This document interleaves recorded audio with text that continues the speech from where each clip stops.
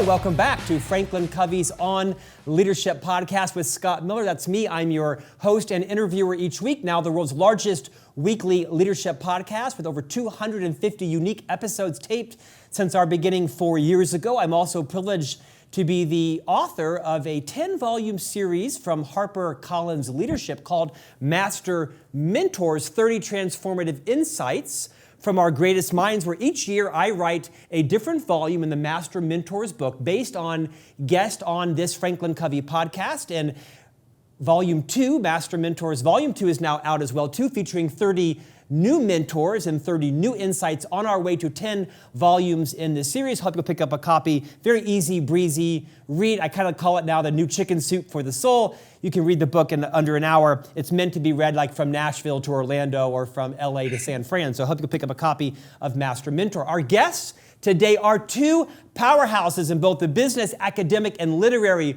world. I'm honored today that Erika James and her co-author Lynn Wooten have joined us.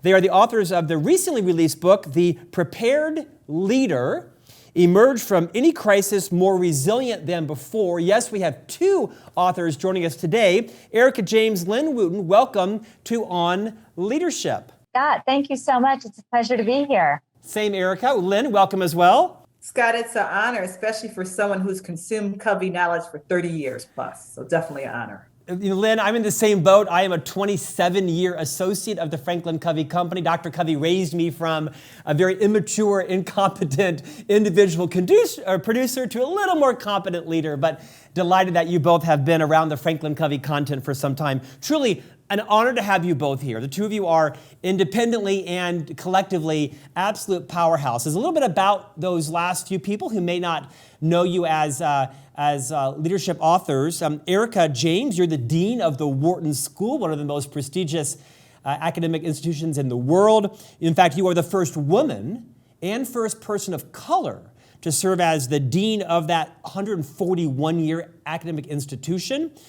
Lynn Wooten, similarly, you are the 9th president of Simmons University and the first African-American to also lead that organization. We're honored to have you here today to talk about your new book, The Prepared Leader. This is not your first book collaboration. About a decade ago, the two of you co-authored a book called Leading Under Pressure. So you know a few things about doing that, especially leading institutions in the midst of a pandemic and post-pandemic world with all kinds of unprecedented challenges. What I'd like to do is have you perhaps in order, Erika first and then Lynn. Would you reorient our guests, our listeners and our viewers to your own professional journey? Erika, why don't we start with you? Give us a few moments on how you got to where you are today, co-writing the book with your partner, Lynn.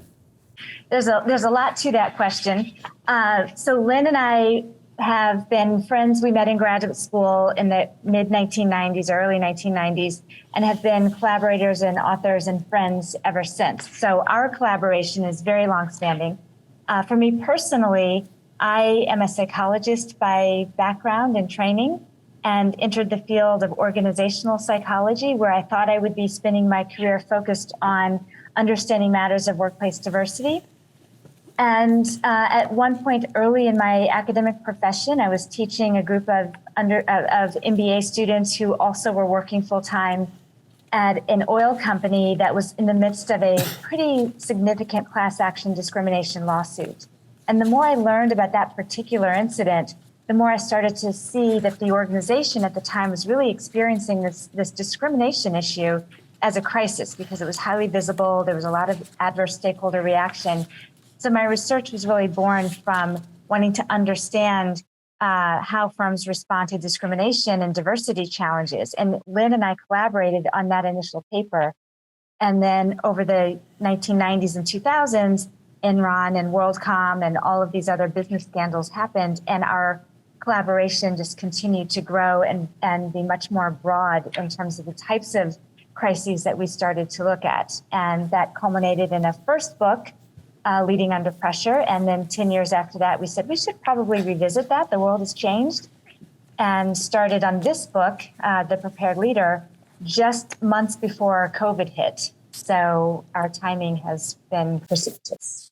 Erika, your competence and resume are without dispute. But Lynn, I understand your GPA was higher than Erika's back in grad school. Is that true? Like a lot higher. No, Sorry, Erika. that's not true. But but I was the valedictorian in my undergrad class. But yes. So there, Erika.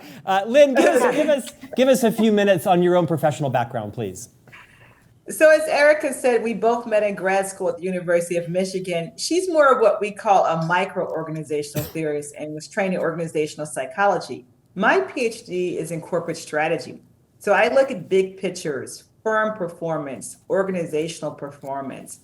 And my initial research really wanted to understand how organizational culture, routines, and leadership led to organizational effectiveness. Now, one thing that Erika and I both have that we've studied and researched is positive deviance. No matter if it's a crisis or the status quo, we seek to understand what excellence looks like in leadership situations. And so I'm a positive organizational scholarship. I want to understand how organizations thrive, how people are resilient. How do you show up to be your best self have all been important questions. The other thing about both Erika and I, in addition to being scholars, we're teachers. And we've spent all our career teaching business school students. And we realize across the spectrum, undergrad and grad, leadership, emerging leaders in the C-suite, not a lot of formal training talks about how you lead in a crisis situation. We talk about everything, profits and accounting and marketing, corporate strategy, but we wanted to be a resource for people that even in a crisis situation, you could thrive. And that's what much of my career has been about.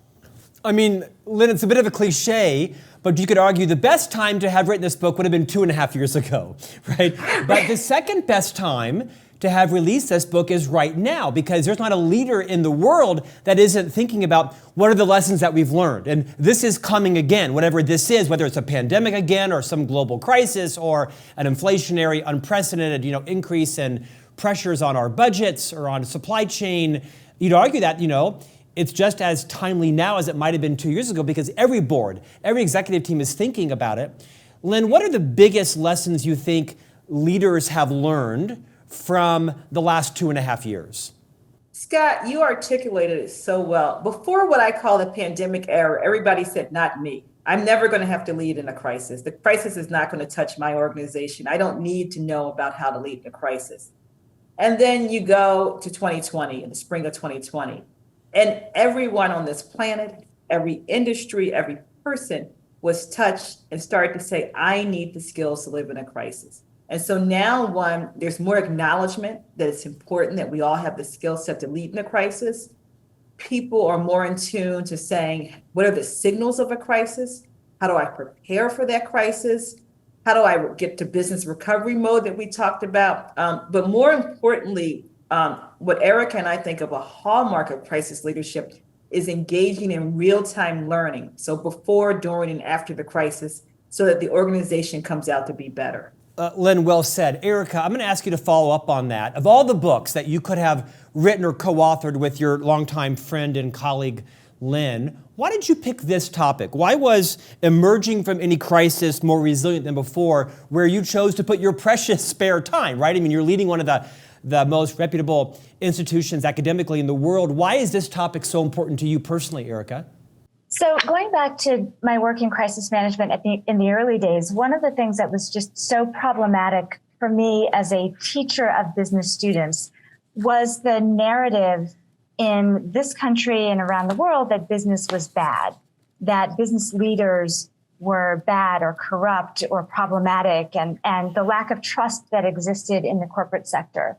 And I knew that I wanted to devote a career professionally in terms of working with students, but also the research that we engaged in to change the narrative about how people think about the value that business contributes to the world.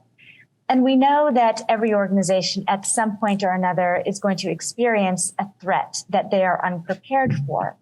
And following on the heels of our initial book, we really wanted to revisit what are the leadership skills now that are necessary for leaders to maneuver their organizations and themselves successfully through threatening situations or through a crisis.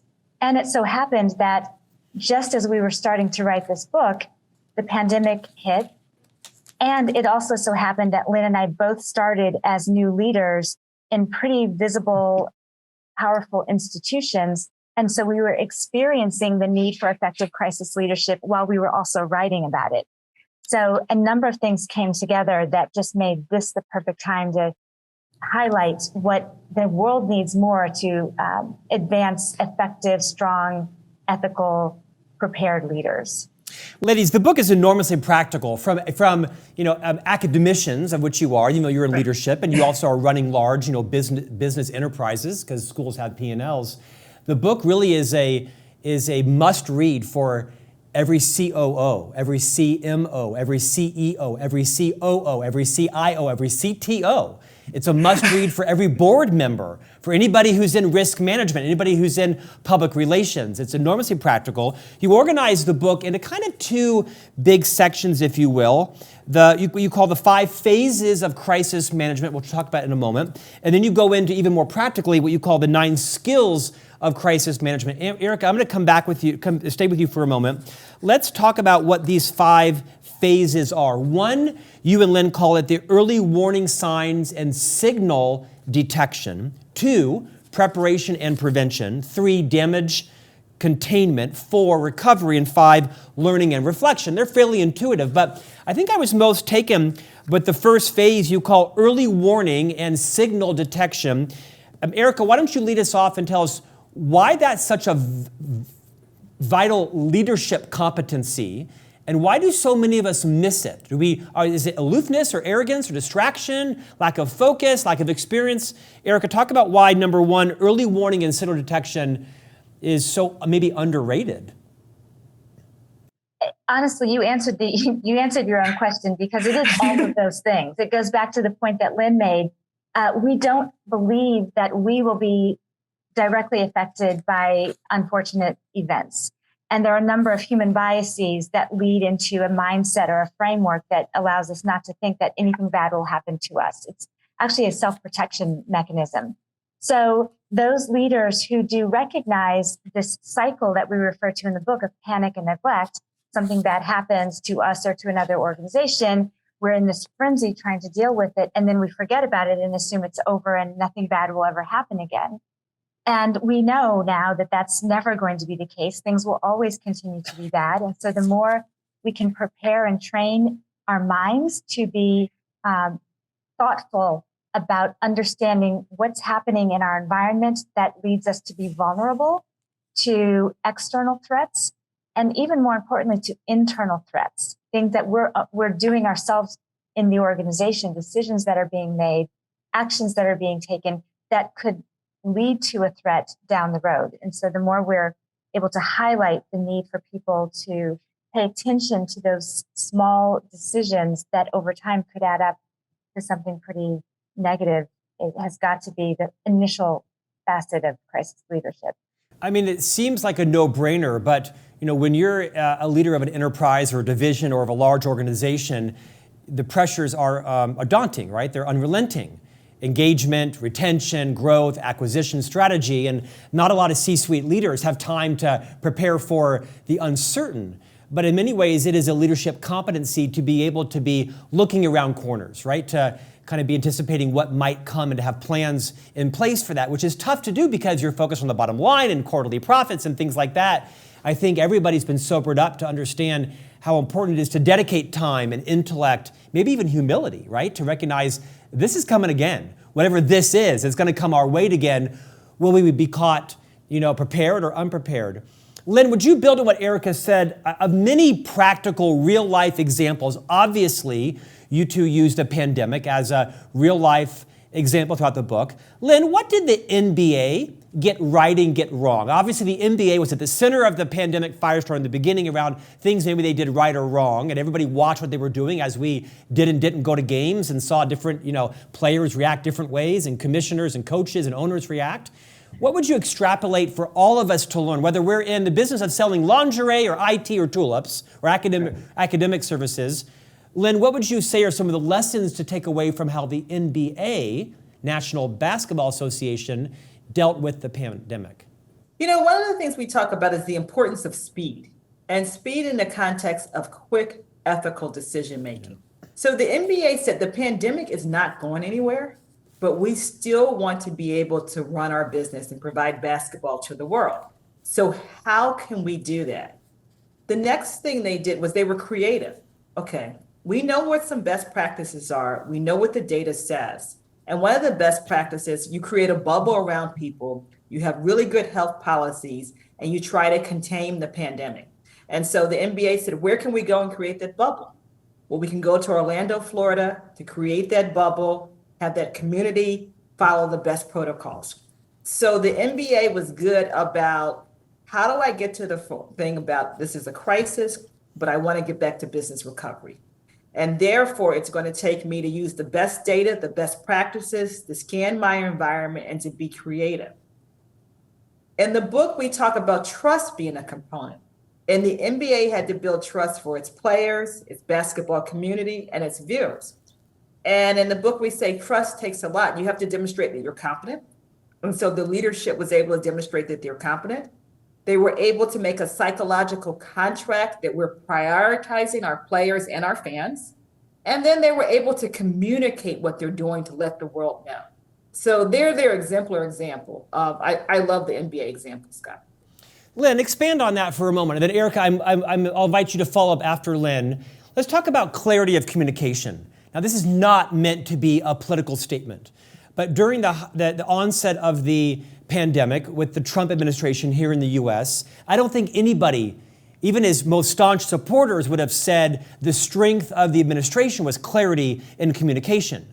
As an average citizen, you had the CDC telling you one thing, changing by the day sometimes. You had your local health department scrambling every night. You were listening to, Mario Cuomo on CNN every night with his brother saying what was going on in New York City, right? And people in Phoenix couldn't even relate to it because there weren't tractor trailers full of bodies stacking up in Phoenix. And you had all kinds of information from Dr. Fauci and the White House commissions, and it changed daily. It was insanity for probably 6 months or so, politics aside. I'm guessing, Lynn, perhaps you first, and then Erika, I'm guessing you've been fixated on the role that clarity in communication, even perhaps when you yourself are unclear, is imperative. Right. What are some of the lessons learned there, Lynn? Boy, Scott, you're bringing back memories. So I spent the first couple of months in upstate New York. I was wrapping up my Cornell deanship. So as you can imagine, I looked at Cuomo every day at noon during lunch. Yes, right. And then follow up in the evening with some of the news stories that you talked about. And we were all confused. Most of us had never lived through a pandemic before. Therefore, we did not have a roadmap for communications. But what we call out in our practice and our tools in our books are, one, you have to show the data. And you have to be able to communicate the data in a way that all stakeholders can understand it. And it has to be, and you're right, it couldn't be for one state. It had to be for the whole world. And I think that's why people like Dr. Fauci, you need to be consistent on how you communicate the data. And sometimes when you don't know or you make a mistake, you need to be honest and vulnerable. And I don't know if we were good about that. We didn't know what was going to work in the pandemic. We didn't know how we were going to control it. So honesty was important and being vulnerable. Erika, build on that. I would say, following up on the honesty, you have to trust. People are looking for trustworthy people and trustworthy information. And I think what we saw early on in the pandemic was almost this lack of humility and this sort of hubris that people felt very confident, or at least projected confidence that they knew what they were doing and that they had all the information. And 24 hours later, we would learn that information was not valid or not accurate. And you mean like it's going to magically disappear, that line, right? Yes. Well, yeah. That would be one probably. And so people lost credibility because their information wasn't trustworthy. I would say, though, that Lynn's right. There was so much that we didn't know. It's not surprising that we had to change course hourly and daily and weekly. But this is also now where the learning comes into play, because we've now all lived through and experienced this pandemic and the challenge of communication. So the question becomes, what have we learned about that so that the next time we need to communicate around circumstances that we don't have all of the information, we'll be able to handle it differently and hopefully and hopefully better. Beautifully said. Again, I know nothing about recommending restaurants or movies, but I got a lot of credibility when it comes to recommending books. Look at the set behind me. Authored 6 myself, and I've read thousands of them. And I'll tell you, for everyone that's listening and watching this podcast, you're going to be inclined to read books about strategy, execution, business model, around culture, leadership skills. Keep reading those books. You're going to be less inclined to read books around how do I become prepared for the next crisis. But this is the kind of book that should absolutely be on your nightstand and on the nightstand of your entire leadership team, because we're going to face more global crises, whether they're economic crises, pandemics, environmental crises. It's coming our way, and I think a key differentiator and perhaps the next decade plus of leadership is how well prepared are you not to repeat the same mistakes that have come from the last maybe 4 or 5 crises, whether it's terrorist attacks or global economic meltdowns, whatever it is. Ladies, you've written a masterpiece here. Let me recap a couple. You call these 5 phases early warning and signal detection. We talked about those. Number 2 is preparation and prevention. Number 3 is damage containment. 4, recovery, and 5, learning and reflection. Before we move to the 9 skills of crisis management, Lynn, are there any of those first 5 phases that you think it's important maybe to expand on in our conversation today? You know, we position this as prepared leaders, and we call prepared the 4th P. And as you're going through those phases, asking yourself, okay, the people I need to take care of, the profit or the organizational effective metrics that are important during the crisis, and the environment and what I want to do for the planet. So making sure that you're balancing the 3 Ps with your prepared leadership acts through the 5 phases are very important, Scott. Thank you, Lynn. This book is, like I said several times, super practical. Erika, you authored what you call the 9 skills of crisis management. In order: sense making, perspective taking, influence, organizational agility, creativity, communicating effectively, risk-taking, promoting resilience, and individual and systemic learning. You know, I'm most interested probably in number 4. First, Erika, to you, and then maybe Lynn, over to you. What you call organizational agility, right? Everybody is fixated on agile learning and agile organizations and how facile we are, our emotional agility. Dr. Susan David wrote a phenomenal book out of Harvard Medical School on emotional agility. Erika, what does it mean practically for a leader, even perhaps like a division or team leader? What are some of the skills and what does it look like, feel like, sound like to have an agile organization? Erika, first, so that you are able to immediately adapt to what perhaps are sometimes unprecedented and unfathomable. I mean, I never would have thought in my lifetime I would have heard the phrase shelter in place. So that's something you hear from, like, you know, Eastern Europe, right? Or the Middle East or something. In America, it's unfathomable. Erika, expand on number 4, organizational agility. So this organizational agility is really an important concept because the academic literature will tell you that when any organism, and human beings included, are experiencing threat, their tendency is to become very rigid in their response, meaning they are likely to become paralyzed and not be able to move quickly. And oftentimes what we need is the flight response. We need to be able to get out of harm's way quickly. And so we think about that in the context of what animals might do when they are threatened. But human beings oftentimes can become paralyzed and narrow the scope of creativity and ideas for problem solving when they are under pressure or when they're feeling threatened. And so what we try to highlight is the need to counter our perhaps natural inclination, which is to become rigid and become much more agile.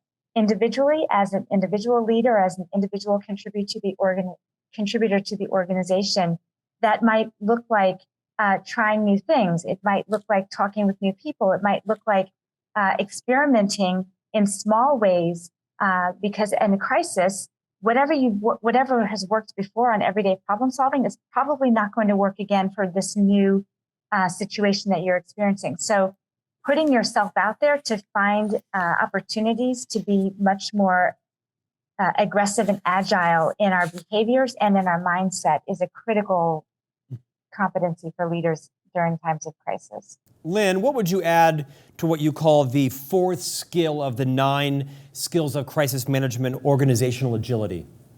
I first want to build upon what Erika said. And as humans, we have to give ourselves grace when we're hitting a crisis. You go back to the pandemic and look at some of the behavior we saw as people became data paralysis through data analysis, the hoarding of toilet paper and paper towels. All of those behaviors were people trying to make sense in their coping mechanism. So taking a deep breath, realizing you're in a crisis situation, and then asking yourself, what are the actions I can do to make the situation better? How can I be strategic? How can I move quickly? How can I balance resolving the crisis and helping the crisis with thinking about the future of the organization? So one of my favorite examples is General Motors. You think about at the peak of the crisis, they were very agile and quick. We're going to take a pause here. We're going to stop making cars. We're going to do something for our country and be a good citizen. We're going to make the PPE and healthcare equipment that people need for the pandemic because our plants are set up for large manufacturing. We're going to make masks. But we're also going to be strategic and agile and think about the future and build the workforce and the skill set to make electric cars. And so Mary Barra and General Motors is an example of agility, thinking about the present and how I can thrive and survive, and thinking about the future. This question, I think, is for both of you. You aren't just academicians, which obviously is not meant to be anything other than a compliment. You are authors, you are practitioners, you're educators, you have to hire and fire, you have to make high courage conversations on a daily basis with employees, you run a P&L. Erika, let's start with you. How are you a different leader as a result of both having gone through the pandemic and having co-authored this book with Lynn? What have you learned? How will you be better prepared for the next, perhaps unknown crisis coming your way? So one of the experiences that Lynn and I have in common in terms of assuming our current positions is that we both started these roles right in the early stages of the crisis. And for both of us, our organizations, for me, the Wharton School, and for Lynn, Simmons University, were operating in a remote environment. So we moved to new locations. We started these jobs, trying to run pretty significant institutions from our, bedroom apartments or our house. And neither of us knew anyone in our organizations, and yet we were tasked with leading them. We had never spent any time around our leadership team. We didn't know what information we could trust or not trust. We didn't know where to go to seek counsel or advice. And so one of the things that I think I took away from that experience and how my own leadership has evolved is the need and importance of relationships. And when you don't have relationships and you're in a position to have to make really significant decisions, it becomes an even more lonely, isolating, scary position. So I would advise and counsel and encourage people to really spend the time necessary to invest in high quality relationships, because you never know when you're going to need them. And when you need them, you want to be able you want to ensure that you have the complete confidence that people are capable, that people are trustworthy, that people are in the thick of things with you. And so for me, it's all about highlighting the importance of relationships in terms of how my own leadership has evolved. Erika, I think it's beautifully said. I think it's true that every company is now a technology company, and everyone's in the same business. They're in the relationship business. And at Franklin Covey, we teach that we don't think people are an organization's most valuable asset. We actually think it's the relationships between people that becomes your ultimate competitive advantage. How fast can you move? How fast can you forgive? How fast can you admit you were wrong or offer an apology or recoup and say, gosh, what I told you yesterday actually is no longer accurate. We have more information. Will you trust me? Now this is the new information we have. Lynn, what would you add to what Erika said is your own perhaps biggest epiphany in terms of your own skill set and maturity, how you are now a better prepared leader from having led through the pandemic and co-authored this valuable book? That industries and organizations are constantly reinventing and disrupting themselves. Erika and I have spent our entire life in the academy. 4 years ago, if you would have told me that we could have universities that could fully teach online for a year, and you remember professors were saying we can never teach remote. And so that individuals and organizations, teams are adaptable, that when we have disruption, we rise up to the occasion and we become creative and resourceful and we learn. And constantly having to reinvent ourselves, especially with me leading a small university and thinking about new business models and new ways of educating students have been my big lessons. As we're ending, I want to pay you both a compliment. Other than a super valuable book, I really applaud you for leading out on the following genre. As we both know, in the publishing world, usually when you have a book deal, your editor or publisher tells you, great, your book needs to be 65,000 words or 50,000 words, which is why the second half of most business books is never read, because most authors have about 35 or 40,000 words in them, and the last half of the book is merely fluff to meet their editor's goal. But you wrote a short book. You wrote a book that's about 135 pages. It probably would be about a 4 or 5 hour read, about the attention span of anybody who should read your book. So I applaud you on putting in the book only what was needed, which is why I think your book is going to do so well, because it is digestible. It's a superb read for a leadership team book club or a management team book club as well. Erika James and Lynn Wooten, your book is The Prepared Leader, Emerge from Any Crisis More Resilient Than Before. Erika, thank you for joining us today. Thank you, Scott. And Lynn, thank you for your time as well.